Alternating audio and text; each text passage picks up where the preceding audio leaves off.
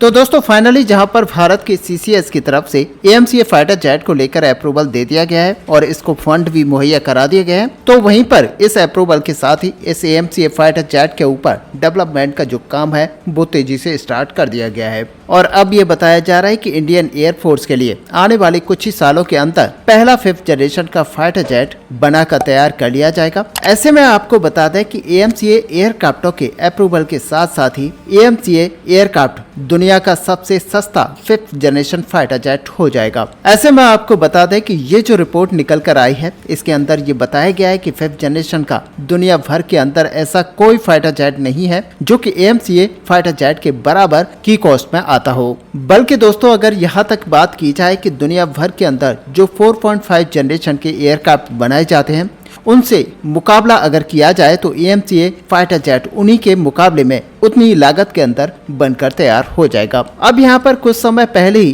Cabinet committee of security की तरफ से एएमसीए एयरक्राफ्टों को लेकर जो अप्रूवल दिया गया है वो करीब 15,000 करोड़ के रुपए को यहाँ पर सैंक्शन किया गया है। और आपको बता दें कि ये जो 15,000 करोड़ रुपए है अगर इसको डॉलर में कन्वर्ट किया जाता है तो ये करीब 1.8 बिलियन डॉलर बनता है। और इतनी कम लागत के अंदर किसी भी अन्य देश के द्वारा 5th जनरेशन का फाइटर जेट बना पाना बिल्कुल भी आसान नहीं है। और ऐसे में अगर यहाँ पर देखा जाए कि 4.5 जनरेशन के एयरक्राफ्टों को भी अगर यहाँ पर डेवलप करने की बात इतने रुपए में की जाए तो वो भी किसी अन्य देश के द्वारा पॉसिबल नहीं है। लेकिन आपको बता दें कि भारत इसी नामुमकिन चीज को मुमकिन करने जा रहा है। और रिपोर्ट्स में यहाँ पर बताया जा रहा है कि 1.8 बिलियन डॉलर की लागत के अंदर ही भारत दुनिया का सबसे सस्ता और one of the best 5th generation के फाइटर जेट एएमसीए को बनाकर तैयार करेगा। हालांकि एएमसीए एयरक्राफ्टों के तुलना में अगर अन्य देशों की फाइटर जेट्स को देखा जाए तो साल 2015 में साउथ कोरिया की तरफ से जब KF-21 एयरक्राफ्टों को बजट सेंक्शन के अंदर बनाया गया था तो तब वहां पर इन्हीं एयरक्राफ्टों के डेवलपमेंट के लिए 6.59 बिलियन डॉलर का खर्चा लगा था। और ऐसे में आपको जानकारी के लिए यहाँ पर बता दें कि F-21 जैसे फाइटर जेट के अंदर यहाँ पर कई सारी चीजें नहीं हैं जो कि हमारे एएमसीए फाइटर जेट के अंदर होने वाली हैं। और आपको बता दें कि KF-21 जैसे एयरक्राफ्टों को पूरी तरह से 5th जनरेशन का फाइटर जेट नहीं माना जाता क्योंकि इसमें हथियारों के लिए इंटरनल वेपन सिस्टम नहीं है और कई सारी अन्य चीजें हैं जो कि यहाँ पर नहीं है। और यही वजह है कि इनको पूरी तरह से स्टेल्थी नहीं कहा जा सकता। ऐसे में असल में देखा जाए तो ये जो एयरक्राफ्ट हैं वो 4.5 जनरेशन के हैं, जबकि KF-21 के ब्लॉक 3 वर्जन को देखा जाए तो ये 5th जनरेशन के फाइटर जेट एयरक्राफ्ट बनाया जाएगा। और इसके लिए साल 2030 तक साउथ कोरिया को इंतजार करना पड़ेगा और ये असल में देखा जाए तो 5th जनरेशन का फाइटर जेट होगा। हालांकि आपको बता दें कि तब तक इन एयरक्राफ्टों की जो कीमत है वो करीब 100 मिलियन डॉलर तक पहुंच जाएगी। और दूसरी तरफ तब तक इन एयरक्राफ्टों के डेवलपमेंट पर भी साउथ कोरिया के द्वारा 7 बिलियन डॉलर का खर्चा कर लिया जाएगा। यानी कि दोस्तों यहाँ पर साफ है कि भारत यहाँ पर जिस लागत के साथ 5th जनरेशन के फाइटर जेट एयरक्राफ्टों को बनाकर तैयार कर रहा है तो वहीं पर उससे भी ज्यादा कॉस्ट के 4.5 जनरेशन के फाइटर जेट को साउथ कोरिया की तरफ से बनाकर तैयार किया जा रहा है। और वहीं पर अगर टर्की के सिमिलर प्रोजेक्ट यानी कि TFX एयरक्राफ्टों को देखा जाए तो इन्हें डेवलप करने में साल 2016 में गवर्नमेंट की तरफ से 1.16 बिलियन डॉलर का फंडिंग एलोकेशन किया गया था। और आशा किया जा रहा है कि आने वाले समय में इन एयरक्राफ्टों के प्रोजेक्ट को संपूर्ण करने के लिए और भी 2 से 3 बिलियन डॉलर का खर्चा इनके ऊपर किया जाएगा। और दोस्तों इस खर्चे की लागत में जो कान एयरक्राफ्ट यहाँ पर बनकर तैयार होगा उसके हर एक एयरक्राफ्ट की जो कीमत होगी करीब 100 मिलियन डॉलर होगी। हालांकि इसी के मुकाबले में अगर भारत के एएमसीए फाइटर जेट को देखा जाए तो इनकी जो डेवलपमेंट कॉस्ट है वो काफी कम है। और बल्कि यहाँ पर यह भी आशा की जा रही है कि जो फाइनली हमारे एयरक्राफ्ट डेवलप होकर तैयार होंगे उनकी जो कॉस्ट होगी वो भी इससे काफी कम होगा। फिलहाल एएमसीए मार्क 1 के प्रोटोटाइप को जो निर्माण किया जा रहा है आपको बता दें कि रिपोर्ट के मुताबिक ऐसे हर एक प्रोटोटाइप के लिए कम से कम 900 करोड़ यानी कि 108 मिलियन डॉलर का खर्चा किया जाएगा। जबकि इन एयरक्राफ्टों के प्रोडक्शन शुरू होते होते इन एयरक्राफ्टों की कीमतों को और भी कम कर दिया जाएगा। और आपको बता दें कि 400 से 500 करोड़ रुपए हर एयरक्राफ्टों की यहाँ पर कीमत को रखा जाएगा, यानी कि 60 मिलियन डॉलर में एक एयरक्राफ्ट यहाँ पर बनकर तैयार हो जाएगा। और सच मानिए कि ये तभी पॉसिबल हो पा रहा है क्योंकि भारत F414 इंजन को भी यहाँ पर लोकली बनाएगा। और ऐसे में आपको पता है कि भारत के अंदर किसी भी फाइटर जेट के इंजन को प्रोड्यूस करना भी सस्ता होता है। साथ ही आपको बता दें कि फाइटर जेट के जो कल पुर्जे हैं वो भी अगर भारत के अंदर बनाए जाएंगे तो इनकी जो कॉस्ट होगी वो काफी इफेक्टिव होगी।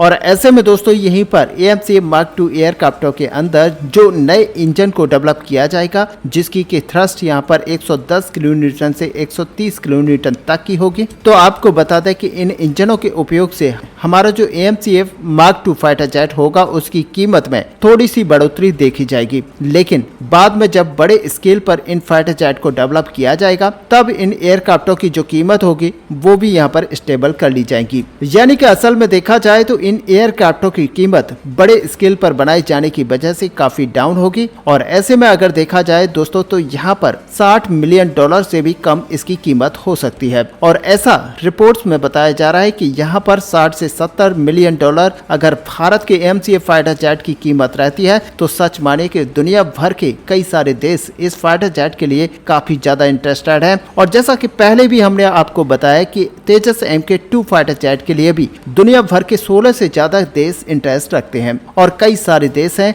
जो कि तेजस MK2 फाइटर जेट को यहां पर जैसे एक्सपोर्ट के लिए ओपन किया जाएगा तो वहां से ऑर्डर्स आना शुरू हो जाएगा।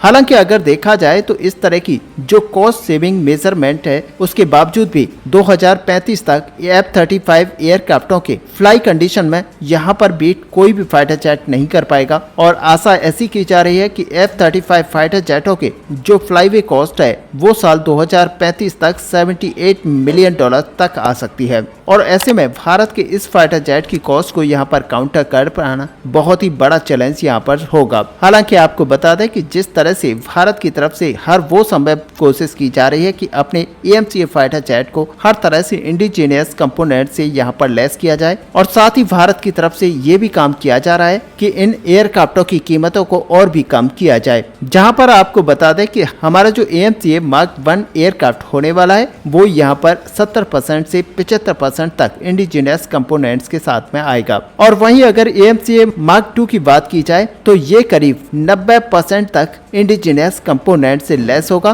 क्योंकि आपको हमने जैसा बताया कि यहाँ पर अपने इंजन को डेवलप किया जाएगा जो कि भारतीय होगा। और ऐसे में जब इस इंजन को लगाया जाएगा तो ओबियसली यहाँ पर ये जो फाइटर जेट है वो 90 से 95% तक इंडिजीनियस कंपोनेंट से लेस हो जाएगा। और ऐसे में यहाँ पर कहा जा सकता है कि AMCA जैसे एयरक्राफ्टों को यहाँ पर डेवलप करने को लेकर भारत के द्वारा जो सबसे कम बजट का खर्चा किया जा रहा है उससे AMCA आने वाले समय में दुनिया की सबसे सस्ते 5th जनरेशन की एयरक्राफ्ट की कैटेगरी में शामिल हो जाएगा। और सच माने कि ये सबसे सस्ते फ्लाईवे कॉस्ट के फाइटर जेट के रूप में जाना जाएगा। ऐसे में दोस्तों यहाँ इस सब को देखकर ये नहीं लगना चाहिए कि आखिरकार ये फाइटर जेट इतने सस्ते होंगे तो क्या इनके साथ कोई भी इनकी क्वालिटी में कंप्रोमाइज किया जाएगा। जी नहीं, यहाँ पर ऐसा नहीं किया जाएगा। और भारत इसकी जो क्वालिटी और कैपेबिलिटीज रखेगा वो बेहतरीन होंगी।